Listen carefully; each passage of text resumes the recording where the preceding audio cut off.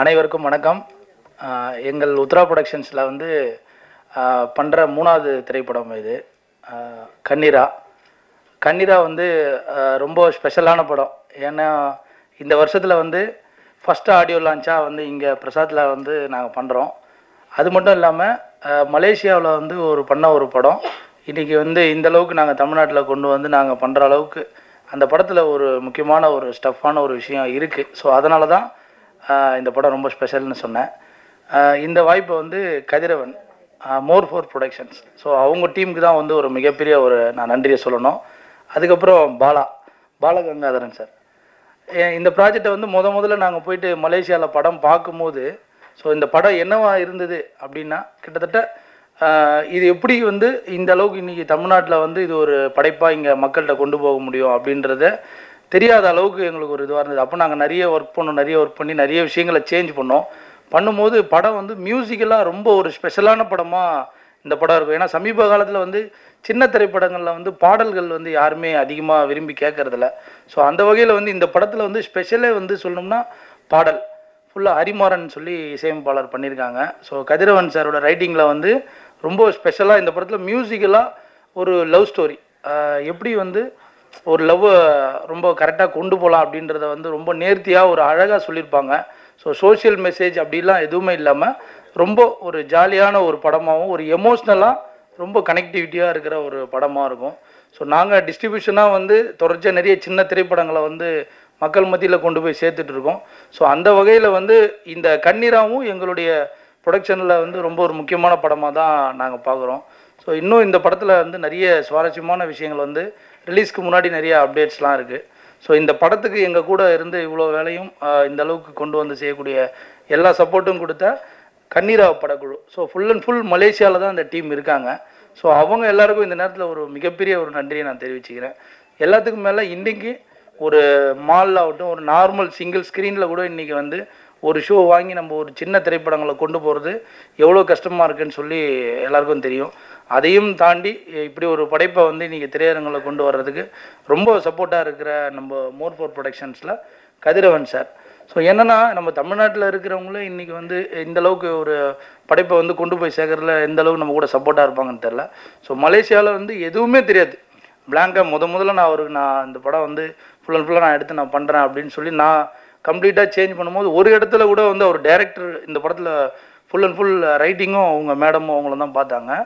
இருந்தாலும் வந்து எந்த விதமான நம்ம சஜஷன் சொன்னாலும் அதை அக்செப்ட் பண்ணாங்க. அந்த அக்செப்ட் தான் வந்து இது ஒரு மிகப்பெரிய சக்ஸஸ். ஸோ இது வந்து மலேசியாவில் வந்து அவங்க ஒரு ஃபெஸ்டிவலாக மலேசியாவில் மட்டும் ரிலீஸ் பண்ணியிருந்தாங்க. ஸோ அங்கே ரிலீஸ் பண்ணதில் இந்த படத்துக்கு நிறைய ரிவ்யூஸ்லாம் நல்ல ஒரு ரேட்டிங்ஸோடு எங்களுக்கு கிடைச்சிது.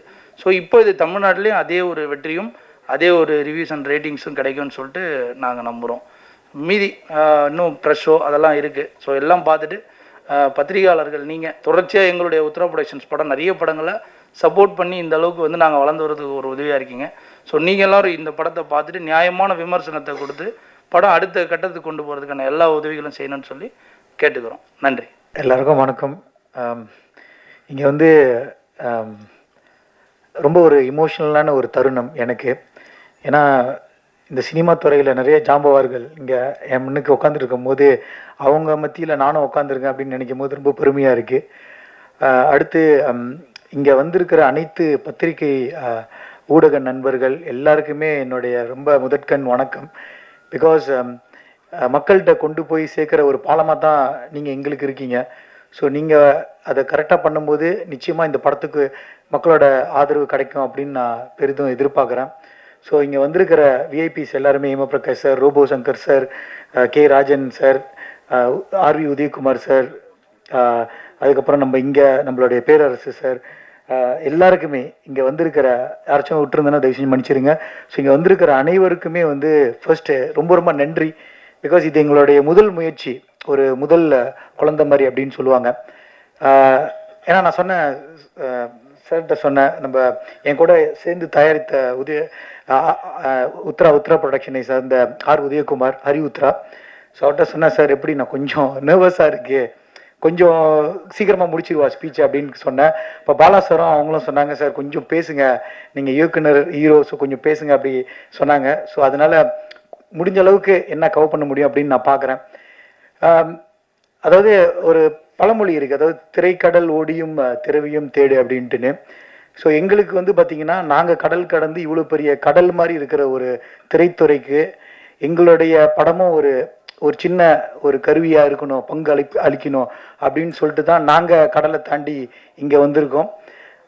திரவியம் தேடுறது, திரவியம் வந்து பணம் மட்டும் கிடையாது, மக்களுடைய அன்பு, ஆதரவு, அந்த சினிமா துறையில் எங்களுக்கும் ஒரு அங்கீகாரம் வேணும் அப்படின்றதுக்காக தான் வந்திருக்கோம். ஸோ இந்த படம் வந்து ஏன் எனக்கு ரொம்ப இமோஷனலான ஒரு படம் அப்படின்னு சொன்னால், இந்த ப்ரொடக்ஷனை நான் தான் முதல் ஸ்டார்ட் பண்ணேன். சார் ஹரியுத்ரா அவர் வரதுக்கு முன்னாடி இந்த படம் வந்து ஆல்ரெடி கொஞ்சம் தொடங்கிட்டோம்.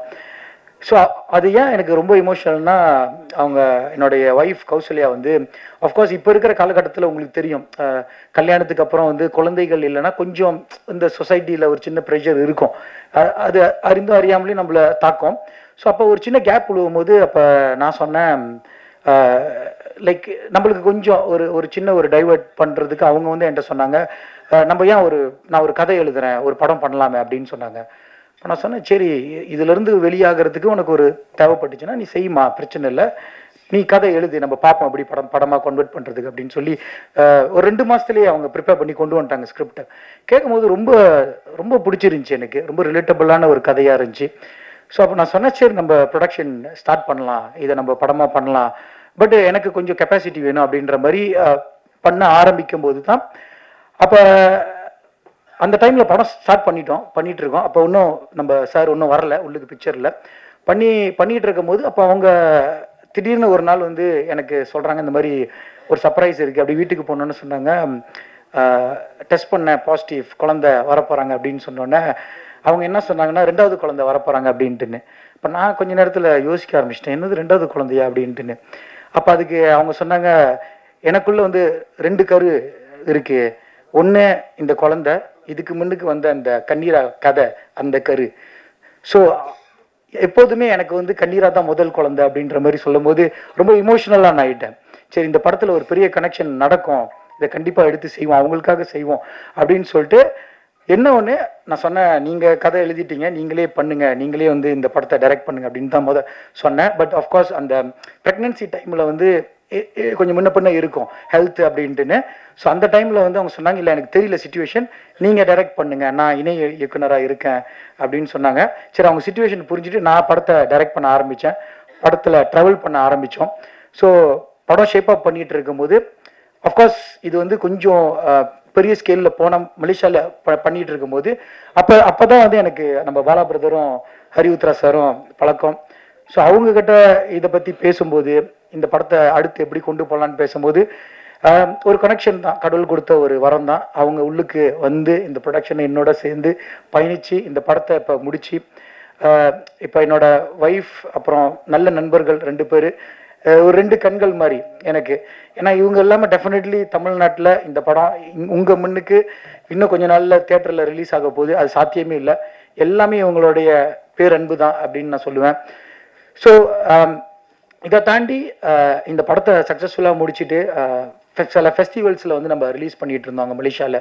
பிகாஸ் என்னென்னா டைரெக்டாக ஆடியன்ஸ்கிட்ட போயிட்டு நம்ம ரிவ்யூஸ் எப்படி எடுக்கலாம் அப்படின்ற ஒரு அடிப்படையில் பண்ணும்போது அப்போ எங்களுக்கு கிடைச்ச ஒரு நிறைய ரிவ்யூஸ் பாசிட்டிவாக கிடச்சிச்சு. ஸோ அதில் ஒரு முக்கியமான ஒரு ரிவ்யூ வந்து நான் உங்ககிட்ட பகிர்ந்துக்க ஆசைப்பட்றேன். என்னென்னா ஒரு ஒரு அங்கிள் எனக்கு கால் பண்ணிட்டு சொன்னார், ஐயா உங்கள் படம் பார்த்தோம், எனக்கு ரொம்ப பிடிச்சிருந்துச்சி, நாங்கள் கேட்டு நம்பர் வாங்கி உங்களுக்கு கால் பண்ணுறேன், உங்ககிட்ட கொஞ்சம் நேரம் பேசலாமா அப்படின்னாரு. சொன்னேன், சரி அங்கிள் சொல்லுங்கள் அங்கிள், ரொம்ப சந்தோஷம் படத்தை பார்த்து உங்களுக்கு பிடிச்சிருக்குன்னு சொல்லியிருக்கீங்க. இல்லையா இந்த படத்தை பார்த்துட்டு என் மனசில் தோணுனதை நான் உங்ககிட்ட சொல்கிறேன் அப்படின்னாரு. சொல்லுங்கள் அங்கிள் அப்படின்னேன். ஒரு 30 வருஷத்துக்கு முன்னுக்கு இந்த படத்தை நான் பார்த்துருந்தேன்னா கண்டிப்பாக என் லைஃப்பை கொஞ்சம் நான் மாற்றிருப்பேன், என்னுடைய கல்யாண வாழ்க்கையில் ஏதாவது ஒரு சேஞ்ச் நான் பண்ணியிருந்திருப்பேன் அப்படின்னு சொன்னார். எனக்கு அப்போ கொஞ்சம் ஆச்சரியம், என்ன சொல்கிறாரு அங்கிள் அப்படி அப்படின்னு கொஞ்சம் குழப்பமாக தான் இருந்துச்சு. ஏன்னா நம்ம அந்த அளவுக்கு யோசிக்கல, பட் அவங்களோட ரிவ்யூ அப்படி வரும்போது அப்புறம் அவர் சொன்னார், உங்கள் படத்தில் வந்து ஒரு விஷயத்த நீங்கள் ரொம்ப தெளிவாக சொல்லியிருக்கீங்க அப்படின்ட்டுன்னு. என்ன அங்கிள் அப்படின்னு கேட்டேன். விட்டு கொடுத்து ஜெயிக்கிறது அப்படின்னு சொன்னார். நான் சொன்னேன், விட்டு கொடுத்து ஜெயிக்கிறது எப்படி சொல்ல வரீங்க அங்கிள் அப்படின்னு. அவர் இங்கிலீஷில் சொன்னார் காம்ப்ரமைஸ் அண்ட் வின். நீங்கள் வந்து காம்ப்ரமைஸ் பண்ணி ஒரு விஷயத்தை ஜெயிக்கலாம் அப்படின்னு சொன்னது வந்து உங்கள் படத்தில் நான் ஒரு மெசேஜாக நான் பார்க்கல, பட் அதுலேருந்து நான் அதை அப்படி தான் எடுத்துக்கிட்டேன் அப்படின்னு சொன்னார். நான் கேட்டேன், ஏன் அப்படி சொல்கிறீங்க அங்கிள் அப்படின்னு கேட்டேன். அப்போ அவர் சொன்னார், இப்போ நம்ம 2 குழந்தை இருக்குது, அந்த குழந்தைகிட்ட வந்து நீங்கள் போயிட்டு சாக்லேட் கொடுக்குறீங்க, ஒரு சாக்லேட் தான் இருக்குது, அப்பாட்ட வந்து கொடுக்கும்போது அப்போ 2 பேரும் ஃபைட் பண்ணுறாங்க.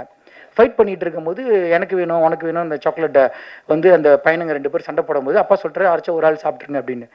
ஸோ அப்போ என்ன நடக்குது, அந்த அண்ணன் வந்து சரி தம்பிக்காக இந்த சாக்லேட் நான் கொடுக்குறேன், பரவாயில்லையா நீ சாப்பிடு, அண்ணனுக்கு வேணாம் நீயே சாப்பிடு அப்படின்னு சொல்லும் போது அந்த சாக்லேட் எடுத்துகிட்டு போய் அந்த தம்பி போயிட்டு கொஞ்ச நேரம் கழித்து திரும்ப வந்துட்டு, இல்லைண்ணா பரவாயில்லண்ணே இந்த சாக்லேட்டை நீங்களே சாப்பிடுங்க எனக்கு வேணான்னு சொல்லிட்டு கொடுத்துட்டு போயிட்டாரு. ஸோ அவர் ஏன் அப்படி அந்த விளக்கத்தை சொன்னாருன்னா, அவர் ஆக்சுவலி சண்டை போடலை, அந்த பையன் வந்து சண்டை போடலை, சாக்லேட்டை பிடுங்கலை, அதுக்காக போய் ஃபைட் பண்ணலை, அவர் கொடுத்ததுன்னா விட்டு கொடுக்குறாரு. ஒரு விஷயத்தை விட்டு கொடுக்கும்போது ஒரு விஷயம் நம்மளுக்கு திரும்ப கடவுள் கொடுப்பாருன்னு சொன்னார்ல, அந்த மாதிரி தான் தம்பி வந்து பரவாயில்ல நீயே சாப்பிடு. ஸோ எண்ட் ஆஃப் த டே அந்த சாக்லேட் அவர் ஜெயிச்சிட்டாரு, சாக்லேட் அவர் சாப்பிட்டாரு. ஸோ அந்த கரு தான் இந்த படத்தில் எனக்கு ரொம்ப பிடிச்சிருக்கு அப்படின்னு சொன்னார். அதை கேட்டான்னு எனக்கு ரொம்ப நிகழ்ச்சியாயிருச்சு, ரொம்ப சந்தோஷமாயிருச்சு. படத்தை இந்த ஒரு மெசேஜை வந்து ரொம்ப அழகாக ஆடியன்ஸ் பார்க்குறாங்க அப்படின்ட்டுன்னு. ஸோ இந்த ஒரு விஷயம் வந்து கண்டிப்பாக வந்து எல்லா மக்களுக்கும் ரொம்ப ரிலேட்டபுளாக ரொம்ப கனெக்ட் பண்ணோம் அப்படின்னு நான் நம்புகிறேன் இந்த படத்தில். ஸோ அதுக்கான முயற்சியில் தான் நம்ம ஈடுபட்டிருக்கோம். And at the same time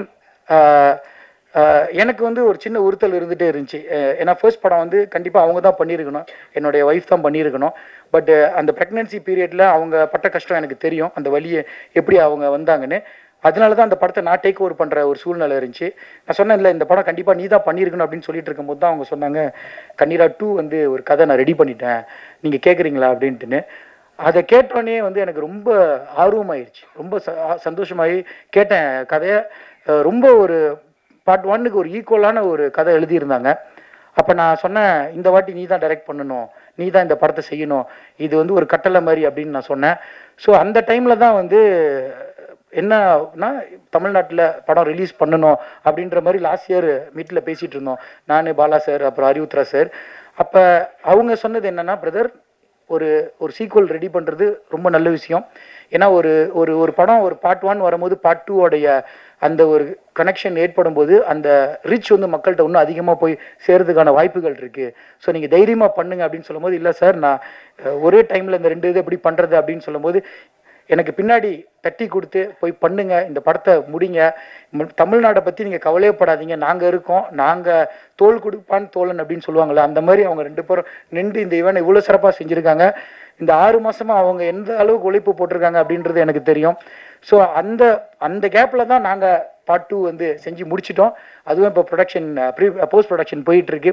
so இந்த வருஷம் கண்டிப்பாக எங்ககிட்ட இருந்து மோஃபோ ப்ரொடக்ஷன், அரியுத்ரா சாரோட உத்ரா ப்ரொடக்ஷன் 2 பேரும் இணைந்து 2 படம் கொடுப்போன்ற நம்பிக்கையோடு, வந்தாரை வாழ வைக்கும் தமிழ்நாடுன்னு சொல்லுவாங்க, அந்த மாதிரி எங்களையும் வாழ வைப்பீங்க அப்படின்னு சொல்லி ஊடக நண்பர், பத்திரிகை நண்பர் எல்லாருக்கும் ஒரு பெரிய வணக்கத்தை கொடுத்துட்டு என்னுடைய இந்த உரையை நான் முடிச்சுக்கிறேன். நன்றி, வணக்கம், தேங்க்யூ. பத்திரிகை ஊடக நண்பர்களுக்கு வணக்கம். அனைவருக்கும் இனிய புத்தாண்டு பொங்கல் நல்வாழ்த்துக்கள். ஏன்னா புத்தாண்டுக்கு அப்புறம் உங்களை பார்க்கக்கூடிய முதல் சந்திப்பு, ரொம்ப ரொம்ப சந்தோஷம். கண்ணீரா திரைப்படத்தின் குழுவுக்கு என்னுடைய மனமார்ந்த நன்றிகள். முதல்ல அவங்க சிஸ்டர் பேசும்போது பாவம் அவங்க வீட்டுக்காரர் தான் டைரக்டர், அவர் தான் ப்ரொடியூசர், அவர் தான் ஹீரோ. பாவம் யாரோ ஒருத்தர் மாதிரி அவ்வளோ அழகாக பேசினாங்க. மைண்டை வேறு டைவெர்ட் பண்ணுறதா சொன்னீங்க இல்லையா? நீங்கள் மைண்டை டைவெர்ட் பண்ணாமல் இருந்திருந்தீங்கன்னா இன்னொரு தங்கச்சி பாப்பா, இன்னொரு தம்பி பாப்பா அப்படி ஒன்று ப்ரொடியூஸ் ஆகிருக்கும். பட் அதை தாண்டி இந்த படத்தை ப்ரொடியூஸ் பண்ணிவிட்டு நீங்கள் அடுத்து நீங்கள் அந்த ப்ரொடியூசரு அந்த ப்ரொடக்ஷன்லேயும் போயிடலாம். இவர் நான் உள்ளே நுழைஞ்சோடனே பார்த்தேன், ஏதோ ஒரு ஐடி கம்பெனியில் எவ்வளோ ஆகிற மாதிரியே இருந்தார் ஹீரோ. சரி ஓகே, ஏதோ ஹீரோவுடைய நண்பராக இருப்பாரோ அப்படின்னு நினச்சேன். அதுக்கப்புறம் தான் தெரிஞ்சது அவர் தான் டைரக்டர், ப்ரொடியூசர்னு. ஆனால் ஃபஸ்ட்டு ஆடியோ லான்ச்லேயே பாருங்கள், படத்தை முடித்து அதுக்கப்புறம் செகண்ட் பார்ட்டையும் முடித்து அதுக்கான ஆடியோ லான்ச்சு சீக்கிரம் வந்து ரெடி பண்ணிட்டாரு. இன்னும் சொல்ல முடியாது, 3வது பார்ட்டு கூட அவங்க பையன் வச்சு கூட முடிச்சிருப்பாருன்னு நினைக்கிறேன் எனக்கு தெரிஞ்சு. அதில் பெரிய நன்றி என்ன சொல்லணும்னா, மலேசியாவில் முழுக்க படம் பண்ணி அதை சவுத் இந்தியாவில் வந்து ரிலீஸ் பண்ணுறாரு அப்படின்ற போது கண்டிப்பாக தென்னிந்திய நடிகர் சங்கம், தமிழ் திரையுலகம் உங்களை வருக என வரவேற்கிறது. அதுக்கு மிக பெரிய வரவேற்பும் வாழ்த்துக்களும் உங்களுக்கு. மலேசியா வந்து ரொம்ப அழகான ஊர். உண்மையிலே அந்த சினிமாட்டோகிராஃபி ரொம்ப அழகாக பண்ணியிருந்தாங்க. ஏன்னா மலேசியாவில் வந்து பினாங்கா இருக்கட்டும், லங்காவியா இருக்கட்டும், கேஎல்லா இருக்கட்டும், நீங்கள் எங்கே போனாலுமே நம்ம ஊருக்கு போன மாதிரி தான் இருக்கும். அங்கே மலேசியாவுக்கு போன மாதிரி ஒரு ஃபாரினுக்கு போகிற மாதிரி ஃபீலே இருக்காது. எல்லாம் திருச்சி, தஞ்சாவூர், புதுக்கோட்டை எல்லாம் நம்ம மக்களே பார்க்கலாம். இதெல்லாம் எதுக்கு நான் சொல்கிறேன்னா, நான் மலேசியா போயிட்டு வந்தேன்றதுக்காக சொல்கிறேன். அதுக்கு நீங்கள் ஒரு கை தட்டுவீங்கன்னு நினச்சேன். ஏன்னா நேற்று வந்த ஊரில் இருந்து, அதனால் அடிக்கடி போகிற ஊர். ரொம்ப அழகாக நம்ம தென்னிந்திய கலைஞர்களை அதிக நிகழ்ச்சிகள் கூப்பிட்றதும் சரி, அதிக படப்பிடிப்பு, அவங்களுடைய சொந்த பந்தங்கள் மாதிரி அழகாக பார்த்துக்கிற ஊர் வந்து சிங்கப்பூர், மலேசியா மக்கள். அதற்கு அவங்களுக்கு ஒரு மிகப்பெரிய நன்றி, வாழ்த்துக்களும். இந்த படம் மிகப்பெரிய வெற்றியடைய மனமார்ந்த வாழ்த்துக்கள். நன்றி, தேங்க்யூ. எல்லாருக்கும் வணக்கம். இன்னைக்கு எங்களோட சேர்ந்து இந்த விழாவை கொண்டாட வந்திருக்கீங்க மீடியா அண்ட் சீஃப் கெஸ்ட், அப்புறம் நிறைய இங்கே டைரக்டர்ஸ், ப்ரொடியூசர்ஸ் இருக்காங்க. ரொம்ப மகிழ்ச்சியாக இருக்குது இந்த தருணம். ஏன்னா ரொம்ப இமோஷ்னலான ஒரு மூமெண்ட்ஸ் ஆக்சுவலி. ஏன்னா எங்கள் மாதிரி ஃபாரின் ஃபிலிம் மேக்கர்ஸ்க்கு இங்கே தமிழ்நாட்டில் வந்து படம் ரிலீஸ் பண்ணுறது அது மிகப்பெரிய கனவு, மிகப்பெரிய ஒரு லட்சியம். அது இன்னைக்கு நினைவாகுதுன்னா அதுக்கு முக்கிய காரணம் mister Hari Uthra sir and Ostro Bala sir. Thank you for welcoming us into Indian cinema. நீங்கள் எல்லாமே கண்டிப்பாக இது சாத்தியம் இல்லை. And thank you to Kanneera team. நாங்கள் பாதி பேர் தான் வந்திருக்கோம், மீதி பேர் ஸ்டில் இன் மலேசியா, வர முடியல. வந்தவங்களுக்கும் வராதவங்களுக்கும் என்னுடைய வாழ்த்துக்கள் அண்ட் நன்றிகள். And thank you to the director and co producer Kathiravan எனக்கு இந்த வாய்ப்பு கொடுத்ததுக்கு. அண்ட் நான் எழுதின கதையை நம்பி அது ஒரு அழகான படமாக்கி இப்போது தமிழ்நாடு வரைக்கும் கொண்டு வந்து சேர்த்துருக்காங்க. அது ரொம்ப பெரிய விஷயம். கங்க்ராச்சுலேஷன்ஸ். அண்ட் இன்னொரு முக்கியமான ஒரு ஆளுக்கு நான் நன்றி சொல்லணும். அது என்னோட பொண்ணு ஆதிரா. ஏன்னா நாங்கள் கல்யாணம் பண்ணி ஒரு ஃபியூ இயர்ஸ்க்கு கழிச்சு தான் அவள் பிறந்தா. ஸோ மீன்வால் மைண்டை டைவெர்ட் பண்ணலான்னு சொல்லி தான் கதை எழுத ஆரம்பித்தேன். This is my first script, Kanneera. So கதை எழுதி படம் போயிட்டுருக்கிறப்போ ஐ காட் ப்ரெக்னென்ட், கன்சீவ் ஆகிட்டேன். அப்போது நான் கோஆர்டினேஷன் பண்ணிகிட்டு இருந்தேன். ஸோ அப்போ கதிர் சொன்னாங்க, நீ வீட்டில் இருந்து ரெஸ்ட் பண்ணுங்கள், ஏன்னா ஷூட் செட்டு டயரிங்காக இருக்கும், கஷ்டமாக இருக்கும் அப்படின்னு சொன்னாங்க. அப்போ நான் சொன்னேன், நீங்கள் தனியாலாம் போய் ஷூட் பண்ணுறது கஷ்டம் இல்லை அப்படின்னா, நான் இப்போ 2 பேராக இருக்கேன். ஸோ எனக்கு ஆக்சுவலி எக்ஸ்ட்ராவாக ஒரு எனர்ஜி இருக்குது, எக்ஸ்ட்ராவாக ஒரு சக்தி இருக்குது. So how can I be weaker than any time before அப்படின்னு சொல்லிட்டு then we somehow continue the shoot. So I would like to thank my daughter for being the strength and giving me the endurance to complete the shoot. And அவங்க எனக்கு வரல, மலேசியாவில் இருக்காங்க. So I would like to dedicate this very special moment to her. And இந்த படம் வெற்றி அடையணும் அப்படின்னு நான் கடவுளை வேண்டிக்கிறேன். And thank you universe for making this happen. Thank you very much. அனைவருக்கும் வணக்கம். கண்ணீரா. நீரா அப்படிங்கிறது ஒரு பெண்ணோட பெயர். ஆமாம், அந்த நீராவை கண்ணுக்குள்ளே கதாநாயகன் வைத்திருக்கிறாரு, அதுதான் கண்ணீரா. நான் ஃபஸ்ட் வெறும் கண்ணீரா அப்படிங்கும்போது நம்ம கண்ணில் வந்து நீரை சொல்கிறாங்க அவ்வளோ இருக்குது, அதான் டெய்லி பார்த்துக்கு இருக்குமே. அது ஒரு டைட்டில் கொஞ்சம் புதுசாக இருக்குது. இதில் வந்து நம்மளுக்கு வந்து முக்கியமான விஷயம் என்னென்னா, மனைவி கதை எழுதி கணவன் இயக்கியிருக்கிறாரு, அது புது விஷயம். கணவன் இயக்குறதுக்கு ஒத்துக்கிட்டது ஓகே, அவர் கதாநாயகன் நடிக்கிறதுக்கு ஒத்துக்கிட்டாங்க பாருங்க. நிறைய பேருக்கு பயப்படுவாங்க, சினிமாவுக்கு விடுறதுக்கே பயப்படுவாங்க. அதில் இயக்குனராக அனுமதிக்கிறது வேறு, கதாநாயகனை ஒரு அனுமதிச்சிருக்காங்க. இல்லை இங்கேயே இந்த சொன்னீங்களே விட்டு விட்டு கொடுக்குறது, அது இங்கேயே ஆரம்பிச்சு. உங்களுக்கு லைஃப்லேயோ இதுலேயே ஆரம்பிச்சு. என் கதையை இல்லை கௌசல்யா அவங்க பேர், ஆமாம், கௌசல்யா கதையை அவங்களே இயக்கியிருக்கணும். அப்படிங்கும்போது அவங்க இல்லை நீங்கள் இயக்குங்க அப்படின்னு விட்டு கொடுத்துருக்காங்க. ஆமாம், இப்போ அடுத்து செகண்ட் பார்ட்டு. அதான் செகண்ட் பார்ட்டில் வந்து இப்போ இவர் விட்டு கொடுத்துட்டாரு. நான் ஃபஸ்ட்டு படம் நான் இயக்கிட்டேன், 2வது படத்தை நீ இயக்கிறேன்ட்டு. இப்போ ஃபஸ்ட் பார்ட் போகும்போது 2வது குழந்தை ரெடி ஆயிடுச்சு. இப்போ செகண்ட் பார்ட் போகும்போது 3வது குழந்தை ரெடி ஆயிரும்ல. அவர் ரொம்ப ஆர்வம் இருக்காரு, ரோபசங்கர். என்ன அவர் வந்து அதனால் செகண்ட் பார்ட் போகும்போது 3வது குழந்தையும் ரெடி ஆயிடணும்.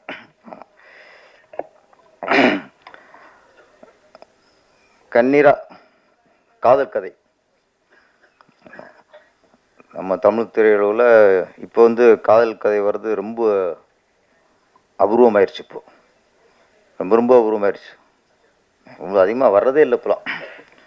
ஆமாம், ஒரு 20 வருஷத்துக்கு முன்னாடி 25 வருஷத்துக்கு முன்னாடிலாம் ஒரு 10 படம் ரிலீஸ் ஆச்சுன்னா அதில் வந்து 6 படம் காதல் கதையாக தான் இருக்கும். ஒரு 4ல் 1 குடும்ப கதையாக இருக்கும், ஒன்று த்ரில்லராக இருக்கும், 2 அடிதடி கமர்ஷியல் அப்படி இருக்கும். இப்போ 10 படம் ரிலீஸ் ஆச்சுன்னா 10 படமே அடி வெட்டு குத்து, கஞ்சா கடத்தல், கத்தி குத்து, ரேப்பு, இப்படி பல ஐட்டம் போயிட்டுருக்கு. காதல் கதையே அபூர்வமாக போச்சு. அந்த நேரத்தில் ஒரு காதல் கதை ஒரு படம் வருங்கும்போது அதுவே மனசுக்கு இப்போ சந்தோஷமாக இருக்குது. நிறைய ஹீரோக்கள் வந்து தொடர்ந்து காதல் கதை பண்ணி தான் பெரிய ஹீரோ ஆகியிருக்காங்க. இப்போ விஜய் சார்லாம் பார்த்தா ஃபஸ்ட்டு மேக்ஸிமம் 25-30 படம்லாம் காதல் படம் தான். அதுக்கப்புறம் கமர்ஷியல் ஹீரோவாகி அப்புறம் இளைய தளபதி இங்கே தலைவர் ஆகிட்டார். அது மாதிரி அஜித் சாரும் அப்படி தான். பிகினி அவரும் 20-25 படம் லவ் ஸ்டோரி தான்.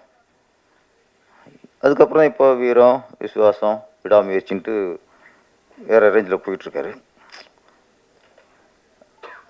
ஆனால் எம்ஜிஆருக்கும் சிவாஜிக்கும் எம்ஜிஆர் சாருக்குலாம் எவர் கிரீன் படமாக அன்பேவா முழுக்க லவ் ஸ்டோரி. அது மாதிரி நடிகத்திலும் சிவாஜி கணேசனுக்கு எவர் கிரீன் படம்னா வசந்த மாளிகை, அதுவும் லவ் ஸ்டோரி தான். லவ் ஸ்டோரிலாம் பார்க்கும்போது அதில் ஒரு ஈர்ப்பு இருக்கும், மனசுக்கு சந்தோஷமாக இருக்கும்.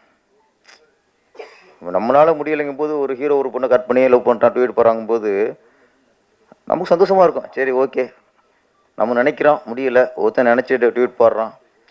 ஆமாம், இப்போ அதுக்கும் இல்லை. இப்போ நம்ம கஞ்சா கடத்த நினைக்கிறோம், கொலை பண்ண நினைக்கிறோமா? ஆனால் இதைத்தான் பண்ணிக்கிட்டு இருக்கானுங்க இப்போ.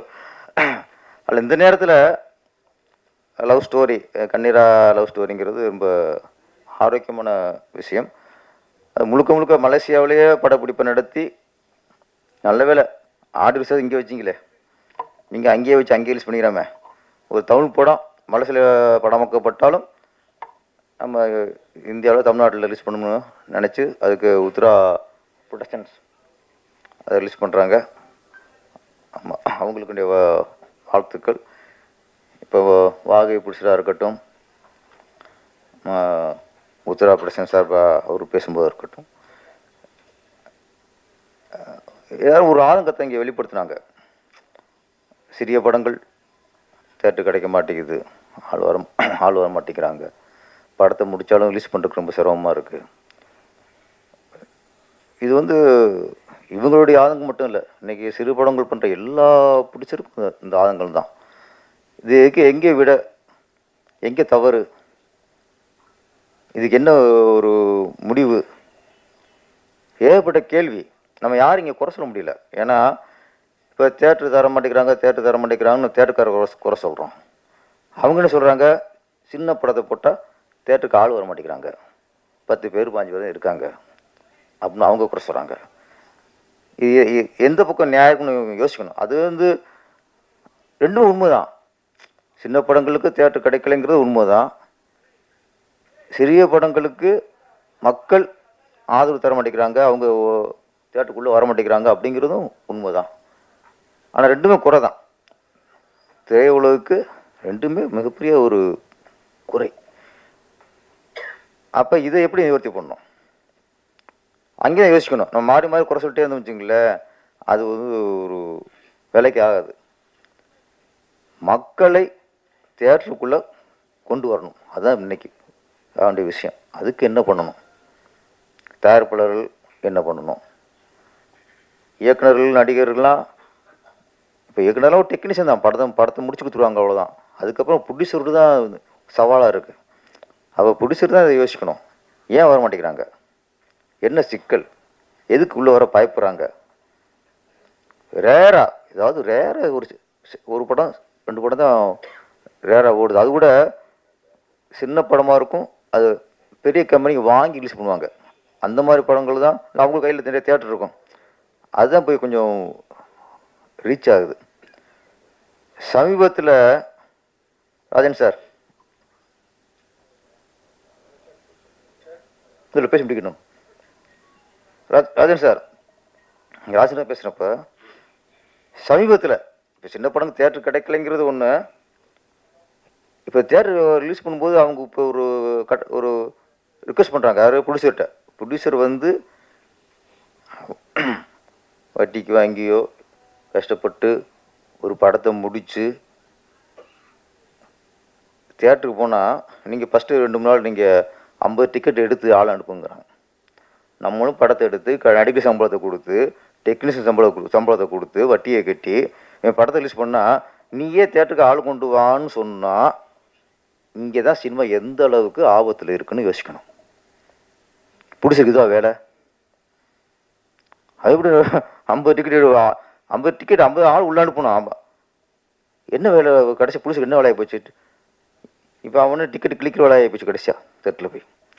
இல்லை, பெரிய ஒரு ஆபத்தில் இருக்குது. இது நானும் பேசிட்டு இப்போ உதயகுமார் சாரும் பேசி ராஜன் சாரும் பேசிட்டு இது பேசிலே போகிற விஷயமே இல்லை. இதுக்கு தீர்வு வேணும். நடிகருடைய சம்பளத்தை குறைக்கணும், இயக்குனர் சம்பளத்தை குறைக்கணும், டெக்னீஷியன் சம்பளத்தை குறைக்கணும், ஷூட்டிங் செலவு குறைக்கணும். இது மட்டும் இல்லையே ப்ரொடியூசருடைய சூழ்நிலை. இது மட்டும் இல்லையே. நாங்கள் எல்லாம் குறைச்சிக்கிறோம், எல்லாம் பண்ணிக்கிறோம், செலவு குறைப்போம், எல்லாம் ஒத்துழைக்கணும். நாங்கள் ஒத்துழைக்கிறோம். ஓகே, ஒத்துட்டதை எல்லாம் ஒத்துட்டாங்க எல்லாருமே. இது இல்லை பிரச்சனை. இப்போது ஷூட்டிங் செலவு குறைக்கிறது பிரச்சனை இல்லை, ரிலீஸ் பண்ணுறதும் பிரச்சனை. அதுதான் போராட்டம். இன்னைக்கு படம் பண்ணுறது ஈஸி, பணம் இருந்தால் படம் பண்ணிடலாம். ரிலீஸ் பண்ணுறது தான் இன்றைக்கி முடியலை.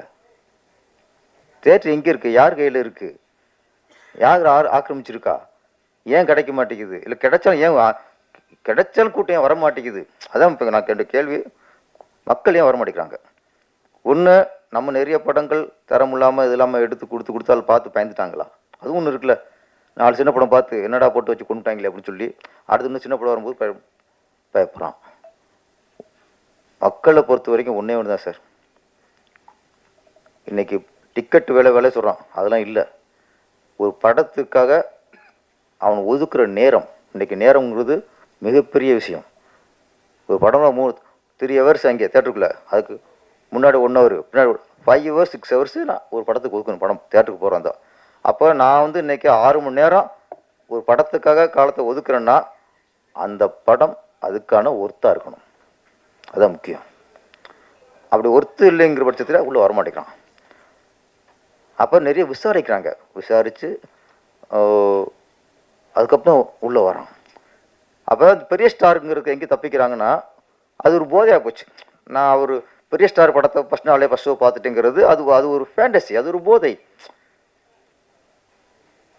அப்போ அதில் தான் தப்பிக்கிறாங்க. பெரிய படம் தப்பிக்கிறது எங்கன்னா இந்த போதையில் தப்பிச்சுறாங்க. ஃபஸ்ட்டு ஷோ அப்படின்னு போய் கூஞ்சுறாங்க, 2-3 நாளும் போய் பார்த்துறாங்க. அது படம் நல்லா இருக்கா நல்லா இல்லைங்கிற அதுக்கு அந்த ஆராய்ச்சி அங்கே இல்லை. சின்ன படங்களுக்கு தான் மக்கள் வந்து இது நல்ல உடம்பா போய் பார்க்கலாமா, இதுக்கு டிக்கெட் கொடுத்து போய் பார்க்குறது ஒர்த்தா, இதுக்கு 6 மணி நேரம் நம்ம ஸ்பெண்ட் பண்ணுறது ஒர்த்தாங்கிறது எங்கே பண்ணுறாங்க? சின்ன படத்துக்கு மட்டும்தான் இந்த ஆராய்ச்சி. பெரிய படங்களுக்கு போய் விழுந்துறாங்க. அப்போ சின்ன படத்தை காப்பாற்றுறதா இன்னைக்கு நம்மளுடைய வேலையாக இருக்கணும். மக்களை வரவழைக்கிறதுக்கு என்ன வழி? டிக்கெட் விலையெல்லாம் அதுக்குன்னு சில தியேட்டரை ஒதுக்கணும். 20 ரூபா 30 ரூபா பாப்கார்ன்லாம் இன்றைக்கி 150 ரூபா 200 ரூபா விற்கிறாங்க. தியேட்டருக்கு குழந்தைய கூப்பிட போகிற படம் பார்க்குறது டிக்கெட் விலையை விட பேரண்ட்ஸ் வந்து குழந்தையோட தியேட்டருக்கு போகிறதுக்கு பயப்படுறாங்க. இப்போ உள்ளே போயிட்டா இன்டர்வியூவில் குழந்தைகளுக்கு ஏதாவது வாங்கி கொடுத்து ஆகணும். பெரியவங்களுக்கு தான் படம் நல்லா இருக்கா நல்லா இல்லையா, நல்லா இருந்தால் திருப்தி, இல்லைன்னா திருப்தி இல்லை. குழந்தைகளுக்கும் அப்படியே இல்லை. தியேட்டருக்கு போனால் ஏதாவது வாங்கி சாப்பிட்ணும். நீங்கள் வாங்கி கொடுக்காம வந்தால் அது எவ்வளோ காவியமாக இருக்கட்டும், அதுகளுக்கு டல்லு தான்.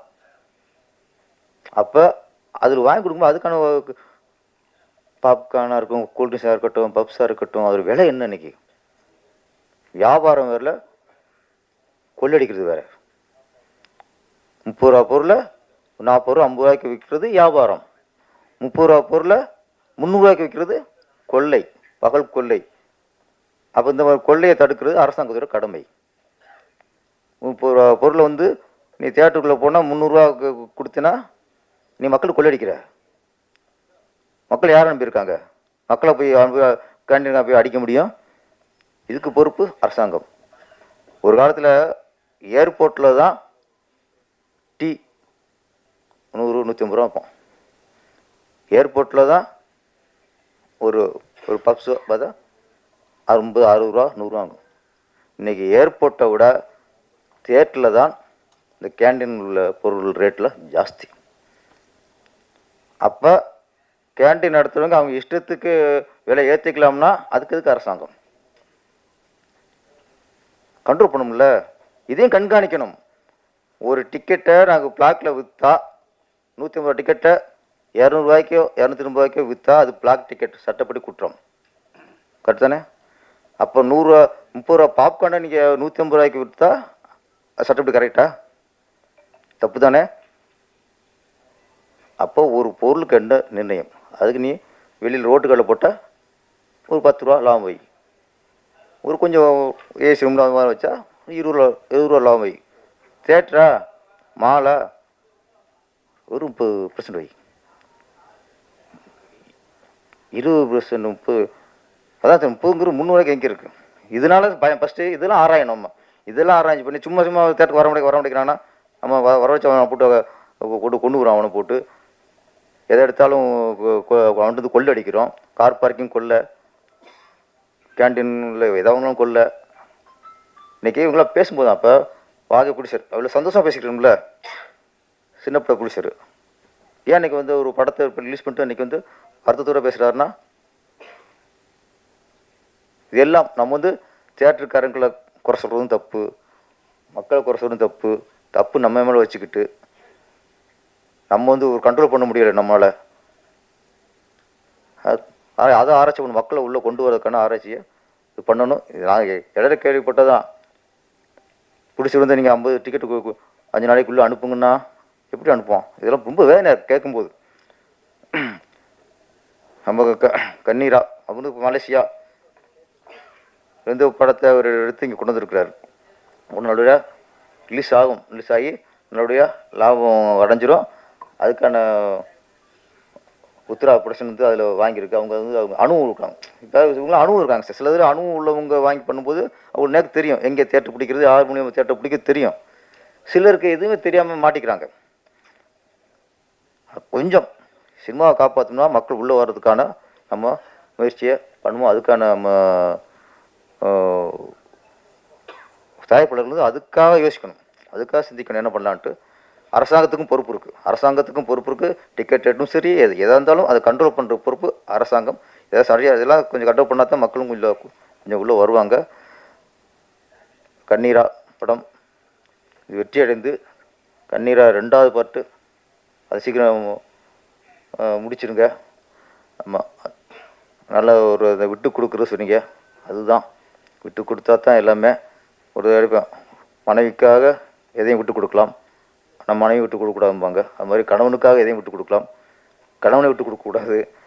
ஆனால் அது மாதிரி இந்த உங்கள் லைஃப்பில் நம்ம நல்ல ஒரு மனைவி அமைஞ்சிருக்காங்க. கதையை கொடுத்துருக்காங்களே ஃபஸ்ட்டு. எதை வேணால் கொடுக்கலாம், கதையை கொடுக்க மாட்டாங்க. கதையே கொடுத்துருக்காங்க. ஆனால் உங்கள் சந்தோஷத்துக்கும் என்ன இது தொடர்ந்து கௌசல்யா மேடம் வந்து கண்ணீரா 1, கண்ணீரா 2 அதுக்கு ஒரு வேறு டைட்டில் 2 முடிச்சுங்க. 3 இங்கே கொஞ்சம் தாங்க மாட்டேங்குது. இப்போ 2 தாங்க மாட்டேங்குது. இப்போ நிறைய தொடர்ந்து படம் பண்ணணும். தொடங்கி ரிலீஸ் பண்ணுங்கள். அந்த படம் மிகப்பெரிய வெற்றியடைய வாழ்த்துக்கள். நன்றி, வணக்கம். அன்பிற்கும் மரியாதைக்கும் உரிய கண்ணீரா படத்தை வாழ்த்த வந்திருக்கிற அருமை பெரியோர்களே, தாய்மார்களே, மனம் நிறைந்து இந்த படம் வெற்றி பெற வேண்டும் என வாழ்த்த வந்திருக்கிற மேடையில் அமர்ந்திருக்கிற ஆருயிர் தம்பி, மிகச்சிறந்த இயக்குனர் ஆர்வி உதயகுமார் அவர்களே, பேரரசு அவர்களே, என் அருமை தம்பி நகைச்சுவை நடிகர் ரோபோ சங்கர் அவர்களே, மற்றும் மேடையில் அமர்ந்து வாழ்த்திய அருமை சகோதரர்களே, படத்தின் கதாநாயகன் இயக்குனர், தயாரிப்பிலும் சம்பந்தப்பட்டவர், மொத்தத்துக்கும் சொந்தக்காரர் கதிரவன் அவர்களே, அவரை படமெடுக்க தூண்டி குழந்தை எனும் கரு உருவாக்குவதை விட இந்த கதை எனும் கருவை உருவாக்கி அதை தன் கணவனே இயக்க வேண்டும், அவரே கதாநாயகன் நடிக்க வேண்டும் என்று அனுமதித்த அருமை சகோதரி கௌசல்யா அவர்களே, கௌசல்யான்னு சொல்லும்போது கதை வசனம் மட்டும் எழுதியில்ல, கோ டைரக்டராக கூட ஒர்க் பண்ணியிருக்காங்க, அண்ட் கவிதை பாடல்கள் எழுதியிருக்காங்க. ஆக இவர் டைரக்டர், ஹீரோ, ப்ரொடியூசர், இது இருவரும் இறைவனால் தந்த குடும்பம் ஒரு பல்கலைக்கழகம் என்பதை போல இது ஒரு கலைக்கழகம், திரைக்கலைக்கழகம். கணவன மனைவி ஒத்து இப்படி படம் பண்ணியிருப்பது உலக அதிசயம். முதல்ல டைரக்ட் பண்ணவே முன்னாலாம் அனுமதிக்க மாட்டாங்க, சினிமாவுக்கே ஒத்துக்க மாட்டாங்க. அந்த காலத்தில் பெண்கள் சினிமானா அவ்வளோ பயம், ஆண்கள் கெட்டுடுவாங்க, சினிமா கெட்டது, சினிமாவை யாரும் போகக்கூடாதுன்னு நம்ம பெரியவங்க தடுத்த காலம் ஒன்று. பிறகு நடிக்க அனுபவித்தார்கள், இயக்குவதற்கு அனுமதிப்பாங்க. ஏன்னா முதலாளிக்கு அடுத்த ஸ்தானம் இயக்கம், சிறப்பு வாய்ந்தது. பிறகு அதுக்கப்புறம் தான் நடிக்க அனுபவித்தார்கள். அதுவும் ஹீரோ நடிக்கணும்னா அடுத்த பெண்களோட தொட்டு தடவி பாடல், ஆடல், பாடல், காதல் என்பதெல்லாம் இருக்கிற எந்த மனைவியும் போலியாக செய்தால் கூட நடிப்புக்காக ஒத்துக்க மாட்டாங்க. ஆனால் கௌசல்யா அனுபவிச்சிருக்காங்க. நீங்கள் ஃப்ரீ ஆக்ட் பண்ணுங்க, இதே 2 பார்ட் எடுத்திருக்காங்க. ஆக அத்தனை திறமை வாய்ந்த அந்த பெண்மணி இருப்பதாலே கதிரவன் நிச்சயம் வாழ்க்கையில் வெற்றி பெறுவார். ஒரு ஆணுக்கு பின்னாலே, வெற்றிக்கு பின்னாலே பெண் இருக்கிறாள் என்று சொல்வதை போல இங்கே கதிரவனுக்கு பின்னால் அவர் மனைவி கௌசல்யா இருக்கிறார். உங்கள் குடும்பம் வாழ்க, உங்கள் கலை பயணம் வெல்க. அதுவும் தமிழ்நாட்டை நம்பி ஒரு தமிழ் படம் பண்ணியிருக்கீங்க இல்லையா? மலேசியாவிலிருந்து படம் பண்ணி தமிழ்நாட்டில் ஆடியோ ஃபங்க்ஷன், படம் ரிலீஸ். ஏற்கனவே மலேசியாவில் படம் நடித்து ரிலீஸ் பண்ணியிருக்கார். அதை தமிழ்நாட்டை, அது மட்டும் இல்லை, 2 பேருமே பேசும்போது அருமையான தமிழில் பேசுனாங்க. நீ இங்கே பார்த்தீங்கன்னா தமிழை இங்கிலீஷ் கலக்காமல் பேசுறதே இல்லை. போன வருஷம் மட்டும் இங்கிலீஷ் டைட்டில் வந்த படங்கள் எத்தனை இருக்கும் யோசித்து பாருங்க. டைட்டில் இங்கிலீஷ், பெரும்பாலும் அது ஒரு நாகரிகமாக இப்போ தமிழ்நாட்டில் வந்துருச்சு. ஆங்கில டைட்டில். இந்த படத்துக்கு பேர் கண் நீரா, கண்ணில் நீரா இல்லை பெண்ணின் கண்ணினுடைய நீரா, சோகத்தால் காதல் ஃபெயிலியராக கண்ணீர் வடித்தாளா என்பது கதையில் பார்த்தா தெரியும். கண் நீரா. ஆனால் சொன்னார்கள் ஹீரோயினி பெயர் நீரா, அவள் வடிக்கும் காதல் கண்ணீரா என்று தெரியாது, பார்த்தால் தெரியும்.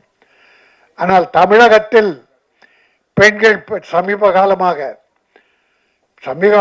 தொடர்ந்தே ஒரு 10-15 ஆண்டுகளாக பெண்கள் கண்ணீர் அல்ல செந்நீர் வழித்து கொண்டிருக்கிறார்கள். அதை கேள்விப்பட்ட நாங்கள் எல்லாம் இரத்த கண்ணீர் பெற்றவர்கள் இரத்த கண்ணீர் வடித்துக் கொண்டிருக்கிறோம். எங்கள் கண்ணில் இப்பொழுது கண்ணீர் வருவதில்லை, செந்நீர் ரத்தம் வடித்து கொண்டிருக்கிறது. இப்பொழுது கூட ஒரு பல்கலைக்கழகத்திலே ஒரு பெண் பாலியல் பலாத்காரம், அது இன்றைக்கு பெரும் பிரச்சனையாக ஓடிக்கொண்டிருக்கிறது. தொடர்ந்து இப்பொழுது மட்டும் இல்லை, எந்த ஆட்சி வந்தாலும் இந்தியாவிலே இது அதிகரித்து விட்டது.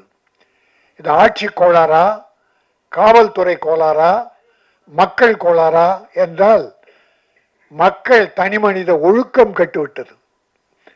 காவல்துறையிலே கருப்பு ஆடுகள் நுழைந்து விட்டது. பல ஆட்சியிலே அவலங்களும் நடைபெறுகிறது. அதனால்தான் இப்படிப்பட்ட என் அருமை குழந்தைகள், பெண் குழந்தைகள் பாதிக்கப்படுகிறார்கள். பாலியல் பலாத்காரம் இங்கே வில்லிவாக்கத்திலே ஒரு 5-6 ஆண்டுகளுக்கு முன்னாலே மாற்றுத்திறனாளி பெண், அந்த குழந்தைய 7-8 பேர். எவ்வளவு கேவலம், எவ்வளவு கேவலம். மனிதா வாழ்கிறான் இங்கே. எல்லோரும் அல்ல, நம் குடும்பம் நல்லா இருக்கணும், எல்லா குடும்பம் நல்லா இருக்கணும். அது பெண்கள் தெய்வத்திற்கு இணையானவர்கள். தாய் என்றால் தெய்வம்.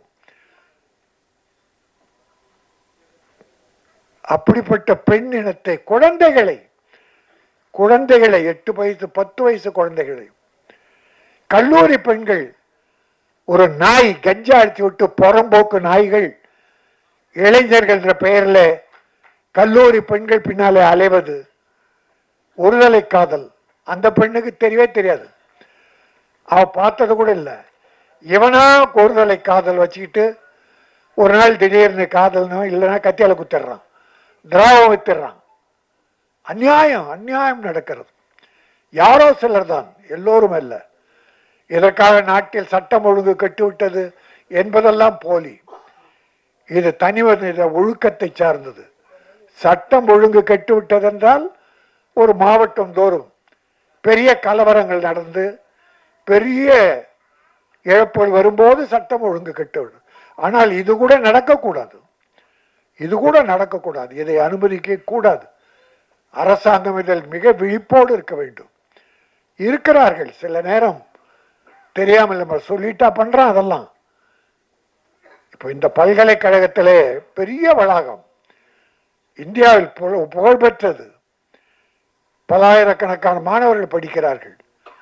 யாரோ காதலிக்கிற போது எவனோ ஒருவன், அவன் 26 குற்றங்கள் புரிந்திருக்கிறான், வழக்கு இருக்கிறது. அந்த சொறி நாயை, வெறி நாயை அந்த பல்கலைக்கழகத்துக்குள்ளே போய் வந்திருக்கிறது. இதையெல்லாம் தடுத்து நிறுத்த வேண்டும். மகாத்மா காந்தி சொன்னதை போல ஒரு பெண் இரவில் நகைகளை அணிந்து கொண்டு தன்னந்தனியாக வீடு போய் செய்கிறாளோ அதுதான் நாடு சுதந்திரம் பெற்ற நாடு. எங்கே பெற்றது நாடு? எங்கே சுதந்திரம் பெற்றது? பகலிலே நடக்க முடியவில்லை. இது ஒட்டுமொத்த இந்தியாவிலும் பிற மாநிலங்கள் பார்த்தால் இதை விட கேவலமாக இருக்கிறது, இதை விட மோசமாக இருக்கிறது. ஆக இந்த நிலை ஒழிய வேண்டும் என்றால் தனி மனித ஒழுக்கம் வேண்டும்.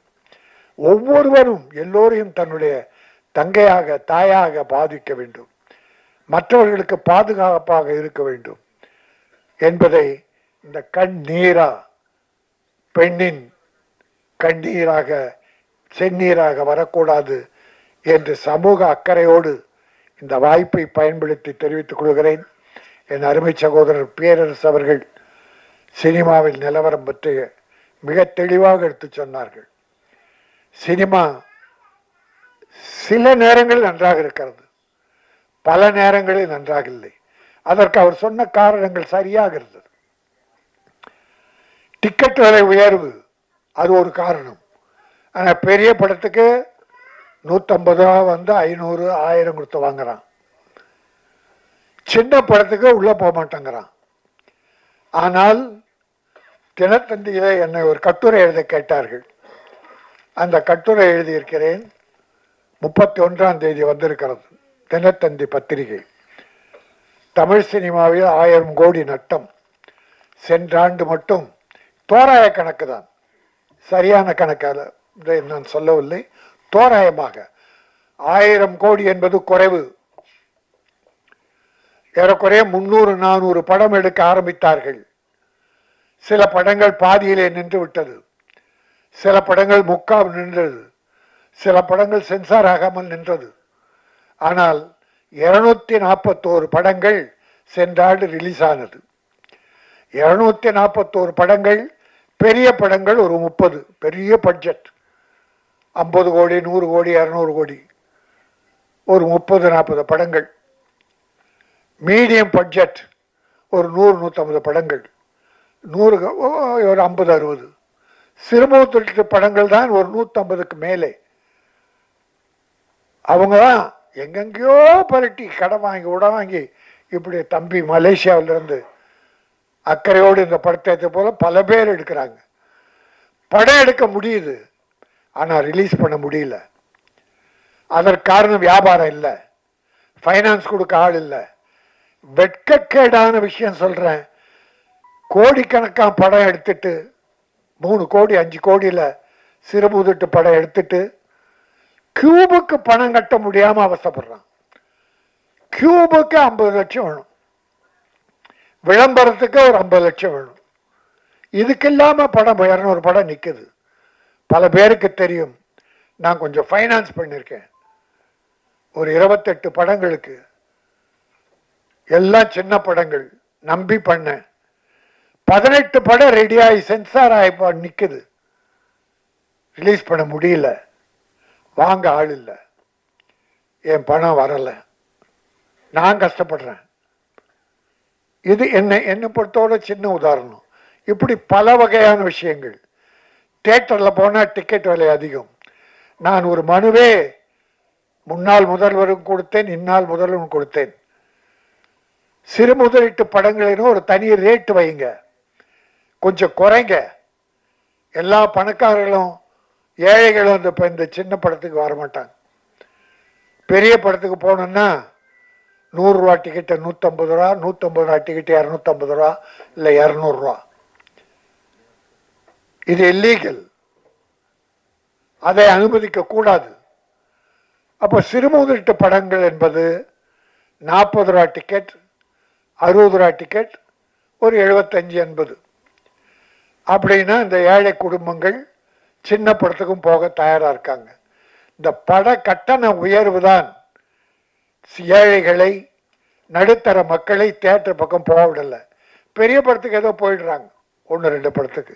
ஆனால் சின்ன படங்கள் அதற்காக வெற்றி பெறாமல் இருக்குன்னா வெற்றி பெறுது. இப்போ நான் 18 படம் சொன்னேன், அதில் பெரிய முதலீட்டு படங்கள் 3-4 தான் சக்சஸ், லாபம். உள்ள கணக்கு பார்த்தா தெரியும் பல பேருக்கு, டிஸ்ட்ரிபியூட்டர் ப்ரொடியூசருக்கு. நட்டங்கள் ஏராளம், கோடிக்கணக்கில். ஆனால் சின்ன படங்கள் வாழை, ஸ்டார், லப்பர் பந்து, அந்த இனம், இதில் பேரெல்லாம் எழுதியிருக்கேன், இந்த பேரெல்லாம் எழுதியிருக்கேன். ஒரு 7-8 படங்கள் சின்ன படங்கள் பெரிய வெற்றி. பெரிய முதலீட்டு படங்கள் செய்யாத ஒரு சாதனையை சிறு முதலீட்டு படங்கள் வெற்றி பெற்றிருக்கிறது. மக்கள் பார்த்தார்கள். அது எப்படி வர்றாங்க? ஒரு முதல் ஷோவுக்கு ஒரு 50 பேர் போறாங்கன்னு வச்சுங்க.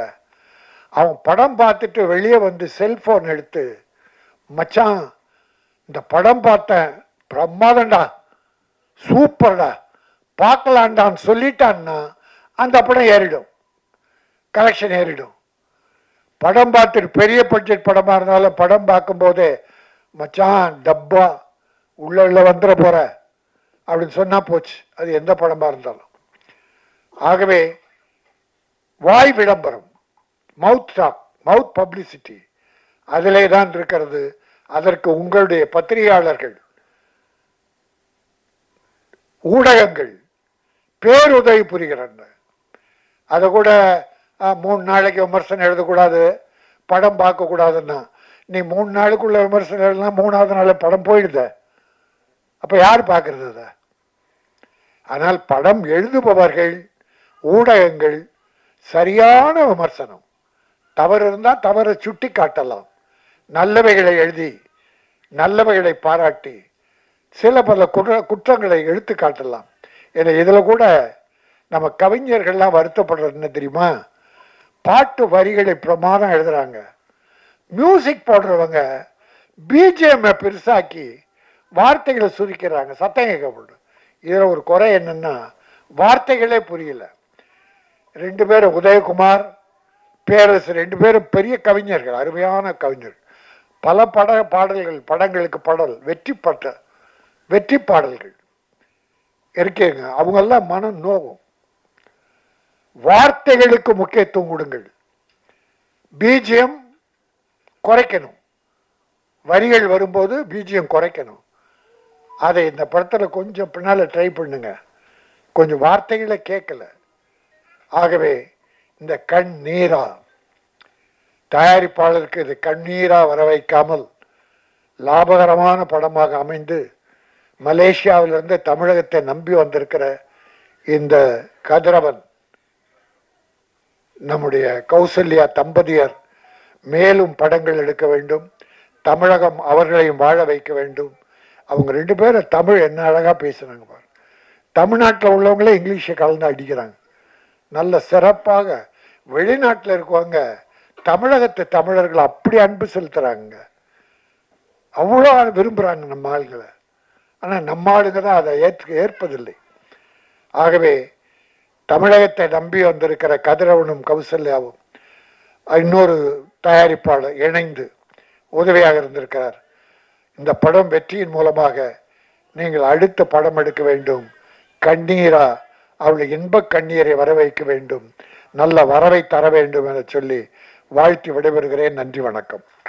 கண்ணீராவா கண்ணீரா? இங்கெல்லாம் கண்ணீராக தான் நடந்துட்டு இருக்குது.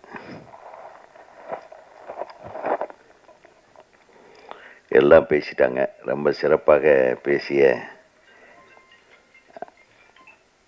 அண்ணன் ராஜன் அவர்களுக்கும், என் அன்பு சகோதரர் இயக்குனர் பேரரசு அவர்களுக்கும், இந்த படத்தின் தயாரிப்பாளரும் இயக்குனருமான கதிரவன் இல்லை கதிர்ரேவன், அப்படியா? ஏதோ ஜோசியம் பார்த்து வச்சிங்களோ? சரி, கதிர்ரேவன் அவர்களுக்கும் அவருடைய துணைவியார் கௌசல்யா அவர்களுக்கும் ரொம்ப சிறப்பாக பேசுனீங்கம்மா, ரொம்ப சந்தோஷம். மற்றும் தம்பி இயக்குனர் அவர்களுக்கும், நம்ம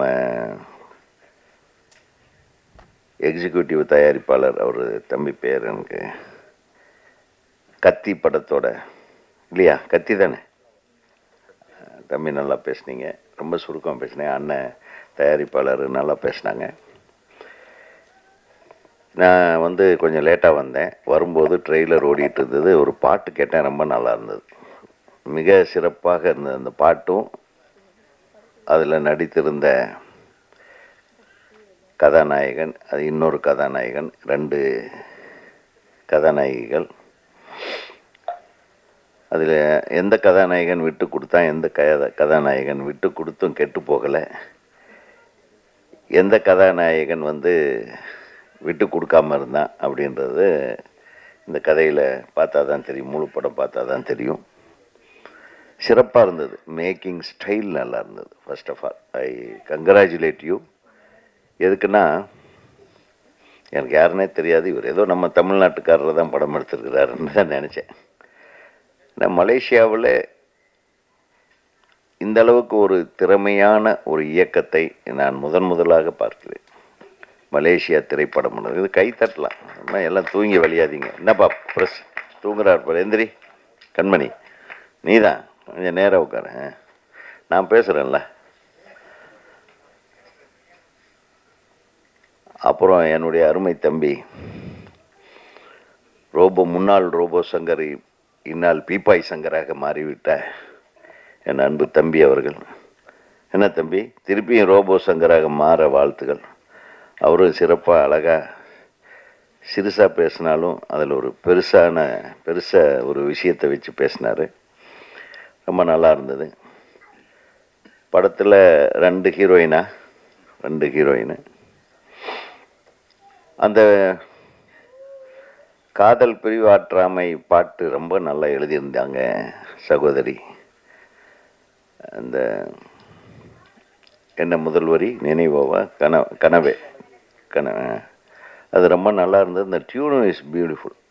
ரியலி என்னுடைய முதல் வாழ்த்து இந்த இசையமைப்பாளருக்கும் பாடலாசிரியருக்கும் சொல்கிறேன். 2வது இயக்கம் சிறப்பாக இருந்தது. பார்த்த உடனே ஒரு புதுசாக ஒரு இயக்குனரெல்லாம் பண்ண மாதிரி தெரியல. அப்புறம் உங்கள் துணைவியார்கிட்ட கேட்கும்போது அவங்க சொன்னாங்க, ஏற்கனவே அவங்க முதல் படத்தில் நான் பாட்டு எழுதினேன், அந்த படம் முடியும் போது நாங்கள் கல்யாணம் பண்ணிட்டோம் அப்படின்னாங்க. ஸோ அவங்க பாட்டு எழுதியே உங்களை கரெக்ட் பண்ணியிருக்காங்க. ஸோ அவங்க கவிதைக்கு அடிமையாயிட்டீங்க. கரெக்டா? இவர் டியூனுக்கு ஏதோ டியூனுக்கு நீங்களா டியூனு அந்த டியூனுக்கு சரி உங்கள் டியூனுக்கு அவங்க டியூன் ஆயிட்டாங்க. ஆக முதல் படத்தோட முடிவிலேயே இவங்க காதல் பிறந்திருக்கிறது. ரெண்டாவது படம் தொடங்கும்போது இதானே, ரெண்டாவது படம் துவங்கும்போது ஒரு நல்ல சென்டிமெண்ட்டை சொன்னார். எனக்கு வந்து அது ரொம்ப டச் பண்ணுச்சு ரியலி. பிகாஸ் எல்லாருடைய வாழ்க்கையிலும் அந்த குழந்தை பிறப்பதற்கு சில தாமதம் என்ற ஒரு சொல்ல வந்து பல்வேறு பிரச்சனைகளை உருவாக்கி விட்டுரும். அந்த பிரச்சனைகளை நானும் சந்தித்தேன். அதனால தான் சொல்ல அந்த பிரச்சனைகளை அடிப்படையாக வைத்து என் மனைவியார் எழுதின கதை தான் எஜமான். அதனால் உங்கள் மனைவி மாதிரி என் மனைவியும் எஜமான் என்ற ஒரு கதையும், அதை தொடர்ந்து பொன்னுமணி என்ற கதையும் திரைக்கதையும் அவரே எழுதியிருக்கிறார். அதுக்கு அவார்டே வாங்கிட்டாங்க அவங்க. நமக்கு எதுவும் அவார்டு கிடைக்கல. அதனால் நிச்சயமாக இந்த படத்தின் மூலம் உங்கள் மனைவியாருக்கு துணைவியாருக்கு ஒரு அவார்டு நிச்சயம் உண்டு என்பதை நான் இங்கே தெரிவித்துக் கொள்கிறேன். ஆமாம், இது என்னன்னா உங்களுடைய ஒருவரை ஒருவர் புரிந்து கொண்ட அந்த அன்பு இருக்கு பாருங்க, அதுக்கு நிச்சயமாக இந்த படம் வெற்றிய ஒரு சான்றாக இருக்கும். ஏன்னா அதுதான் சான்றாக இருக்கணும்ன்றது என்னுடைய கணிப்பு. ஏன்னா இந்த படம் பார்க்கும்போது ஒரு புது இயக்குனர் எடுத்த மாதிரி இல்லை, ஒரு நிறைவான மேக்கிங் ஸ்டைல் இருந்தது. அதுக்காக தான் நான் சொல்கிறேன். முழு படமும் பார்க்காம என்னால் எந்த கருத்தையும் சொல்ல முடியாது. இருந்தாலும் வந்து இந்த கண்ணெல்லாம் நீராவையே சுமந்து கொண்டிருக்கிறது, அதான் உங்கள் கதை. அந்த நீரா உங்களை சுமந்தாலா என்றது எனக்கு தெரியாது. அந்த நீராவை எதற்காக விட்டு கொடுத்தீர்கள் என்றும் தெரியாது. ஆனால் அண்ணன் சொன்ன மாதிரி, நம்ம தம்பி சொன்ன மாதிரி, உங்கள் துணைவிக்காக நீங்கள் விட்டு கொடுத்தது, உங்களுக்காக உங்கள் துணைவி விட்டு கொடுத்தது, அந்த ரெண்டு இருக்கு பாருங்க, அது நிச்சயமாக ஒரு சக்ஸஸ்ஃபுல்லான எலிமெண்ட்டாக தான் இந்த படத்தில் உங்களுடைய உணர்வுகளும் இதில் கலந்திருக்கும் என்பதை என்னால் புரிந்து கொள்ள முடிகிறது. அது இது கொஞ்சம் டஃப்பான படமாக தான் இருக்கும், நம்ம சும்மா பார்க்க முடியாது. ஏன்னா இந்த மாதிரி ஒரு டைட்டில் வச்சுருக்காங்கன்னா அதுக்குள்ள ஒரு ஏதோ விஷயம் இருக்கும். பொதுவாகவே எல்லாரும் சொன்னாங்க, மலேசியா அண்ணன் சொன்னார், மலேசியாக்காரங்கன்னா நம்ம சரியாக கவனிக்க மாட்டோன்னு. யார் சொன்னது? இன்றைக்கும் என்னுடைய மலேசியா நண்பர்கள் வர்றதுக்கு ஒரு வாரத்துக்கு முன்னாடியே ஃபோன் பண்ணிவிடுவாங்க. நான் எல்லா ப்ரோக்ராமையும் விட்டுட்டு அவங்கள வரவேற்பேன். அவங்களுக்கு ஈக்குவலாக நம்ம கவனிப்போம். தமிழர்களோட பண்பாடு. உங்களுக்கு நல்ல நண்பர்கள் மலேசியாவில் இல்லை போல் இருக்கு. இந்த ராஜன் எங்கே வந்தாலும் இப்படி ஒரு பிட்டை போட்டுருது. ஏன்? தமிழர்கள் தாங்க மரபு மாறாமல் என்ன இங்கே இருக்கு. ஏன் இல்லை? நான் அப்படித்தான் இருக்கிறேன். நீங்கள் அப்படி இல்லை போல இருக்கு. அது நீங்கள் அப்படி இல்லைன்னு சொல்லுங்க பாருங்க. அவன் தம்பி எப்போ வந்தாலும் மலேசியா சிங்கப்பூர்லேருந்து ஆளுங்க வந்தாங்கன்னா அவங்களை கூப்பிட்டு ஷூட்டிங் கூட கேன்சல் பண்ணிட்டு காரில் தூக்கி போட்டு அவங்க எங்கெங்கெல்லாம் ஷூட்டிங் பார்க்கணுமோ அங்கெல்லாம் கொண்டு போய் விட்டுருப்பான். கரெக்டா? பார்த்தீங்களா? கைத்தட்டுங்க. அதுக்கு பேரரசு மலேசியாக்காரங்கிட்ட பழக்கமே கிடையாது. அவர் வெளிநாடே போக மாட்டார் பயந்துட்டு. அவர் விட்டுட்டு, நாங்கள் போகும்போது ஒரு தடவை விட்டுட்டு போயிட்டோம், நானும் செல்வமணி விட்டுட்டு போயிட்டீங்க. ஆக மலேசிய தமிழர்களுக்கு இணையாக இந்த தமிழர்களும் மலேசிய தமிழர்கள் பால் அன்பும் ஆதரவும் பாசமும் காட்டுபவர்கள் தான் என்பதை நான் இங்கே பதிவு செய்ய விரும்புகிறேன். ஏன்னா அப்படி தான் என்னுடைய நண்பர்கள், அதான் எந்த இடத்துல நீங்கள் இருக்கீங்கன்னு. ஸோ மலேசியாவில் இப்போ ப்ரெசன்ட் எம்பி ஒருத்தர் எனக்கு தெரியும், ஒரு சின்ன தம்பி. அவர் பேர் என்ன, அவர் மந்திரி ஆகிருக்க வேண்டியது, அவர் எனக்கு தெரியும். அப்போது மந்திரியாக இருக்காங்களே ஒரு லேடி, நம்ம தமிழச்சி, பினாங்கிலிருந்து வந்து ஒரு அமைச்சராக இருக்கிறாங்க இப்போது. அவங்கள இந்த மாதிரி எல்லாமே எனக்கு நண்பர்கள் இருக்காங்க. அவங்க எப்போ வந்தாலும் அண்ணே நான் வரேன்னே, நீங்கள் இருக்கீங்களாம்பாங்க, வாங்கம்மா அப்படின்னு அவங்களுக்கு ரூம் போடுறதுலேருந்து கார் அரேஞ்ச் பண்ணுறதுல எல்லாமே நம்ம பண்ணிகிட்ருக்கோம். அதே மாதிரி இந்த திரைப்படத்தை தமிழர்கள் நிச்சயமாக வரவேற்பாங்க. அது எல்லா அளவும் சந்தேகப்பட வேண்டாம். நிச்சயமாக தமிழர்கள் இதை மிகப்பெரிய அளவுக்கு வரவேற்பார்கள். உங்கள் மலேசியாவில் நடந்த ஒரு சின்ன விஷயத்தை சொன்னீங்க. இந்த படத்தை போட்டு காட்டும்போது எப்படி அவங்க உங்களை நேசித்து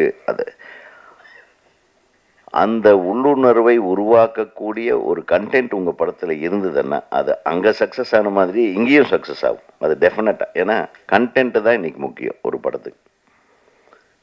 ஆகவே நீங்கள் எதை பற்றியும் கவலைப்பட வேண்டாம். ஒரு மிகச்சிறந்த கதையைத்தான் நீங்கள் ஏன்னா சொந்த காசு போட்டு படம் பண்ணுறதுக்கு 2 இளைய தம்பதிகள் முடிவெடுத்திருக்கிறீங்கன்னா அந்த முடிவுக்கு ஃபஸ்ட்டு ரிசல்ட்டே உங்களுக்கு பிறக்க போகிற குழந்தை இல்லையா?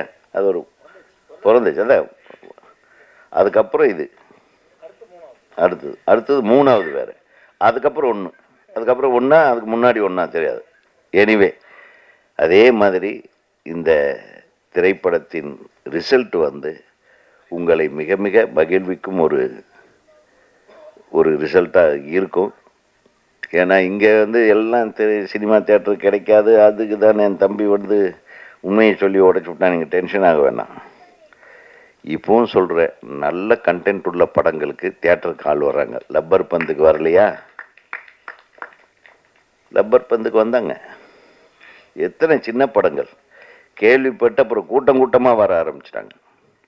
அதனால் அது 2 விஷயம் இருக்குது. அரசாங்கத்துக்கு கோரிக்கை வைப்பது பல வருஷமாக வச்சுக்கிட்டே தான் இருக்கிறோம்.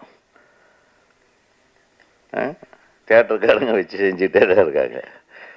இதை மாற்றுறதுக்கு யார் பண்ணணும்? நீங்கள் தம்பி சொன்ன மாதிரி தயாரிப்பாளர்கள் ஒரு முனைப்பாக ஒற்றுமையாக இருக்கணும். ஒற்றுமை இல்லைன்னா இந்த சினிமாவில் நம்ம எதுவுமே சாதிக்க முடியாது.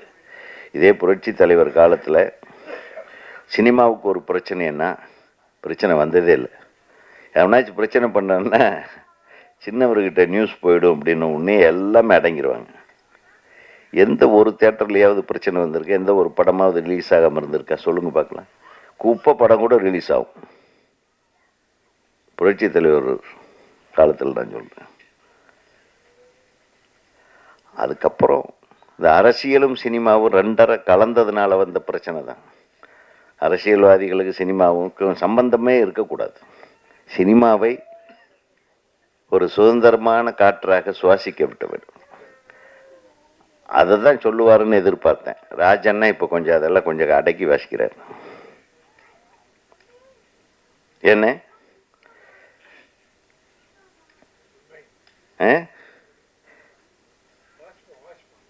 ஆமாம். ஸோ சினிமாவில் அரசியல் இருக்கலாம், அரசியலில் சினிமா இருக்கக்கூடாது. சினிமா இருக்கக்கூடாதுன்னு என்னுடைய தாழ்மையான கருத்து. அப்படி இருந்தப்பெல்லாம் படங்கள் சிறப்பாக ஓடி இருக்கு. அதுதான் நான் சொல்ல விரும்புகிறேன். ஆக நீங்கள் எதுக்கும் கவலைப்பட வேண்டாம். நல்ல டிஸ்ட்ரிபியூட்டர் உங்களுக்கு அமைஞ்சிருக்காருன்னு நினைக்கிறேன். யார் டிஸ்ட்ரிபியூட்டரு? நீங்கள் தான். வாங்க முன்னாடி உட்காருங்க. நீங்கள் இந்த மாதிரி தான் டிஸ்ட்ரிபியூட்டர்களெல்லாம் பின்னாடி உட்காந்து வச்சிங்கன்னா எப்படி? எவ்வளோ தைரியமாக இவருக்கு ஒரு மிகப்பெரிய கரகோஷத்தை கொடுங்க. தைரியமாக நிச்சயமாக இந்த படம் வெற்றி படமாக உங்களுக்கு வரும் என்று சொல்லி இந்த திரைப்படத்தில் பங்கு பெற்ற அனைத்து தொழில்நுட்ப கலைஞர்கள், நீங்கள் மலேசியாவிலேருந்து வந்திருக்கீங்க. ஆனால் நீங்கள் மலேசியாக்காரர் மாதிரியெல்லாம் இல்லை, நீங்கள் தமிழர்கள் தான். எல்லோரும் சொல்கிறாங்க, நீங்கள் சொல்லும்போது ஒரு வார்த்தை சொன்னீங்க, எனக்கு கொஞ்சம் மனசு கஷ்டமாக இருக்கு. திரைக்கடலோடையும் திரவியம் தேடு. அது உங்கள் அப்பம் பாட்டங்கள் பண்ண காலம். அப்போ பிரிட்டிஷ்காரன் இங்கேருந்து இப்போ கொஞ்சம் பேர்த்த தூக்கிட்டு போய் அங்கே வேலை வாங்கிட்டு இருந்தான். அதில் செட்டில் ஆனவங்க பாதி பேர் தமிழர்கள். அங்கே மலேசியாவிலும் மற்ற இந்தோனேஷியா அந்த மாதிரி தீவுகள் எல்லாத்தையும் கொண்டு போய் வச்சுட்டாங்க. அவங்க வேலைக்காக நம்மளை கொண்டு போய் வச்சாங்க. அப்படியே பாரம்பரியமாக அங்கேயே இருந்து பிறந்து வளர்ந்து அப்படியே குடும்பமாக ரப்பர் தோட்டங்களில் வேலை செஞ்சு அந்த மாதிரி கஷ்டப்பட்ட காலங்கள் அது. நீங்கள் அங்கே அனுப்பப்பட்டவர்கள் தானே தவிர நீங்கள் தமிழர்கள், நீங்கள் இங்கே வர்றது உங்கள் உரிமை. You can take a POI card இல்லையா? நீங்கள் ஒரு கார்டு வாங்கிக்கலாம், இங்கேயே பேங்க் அக்கௌண்ட் ஓப்பன் பண்ணலாம், இங்கேயே ஆதார் வாங்கலாம்.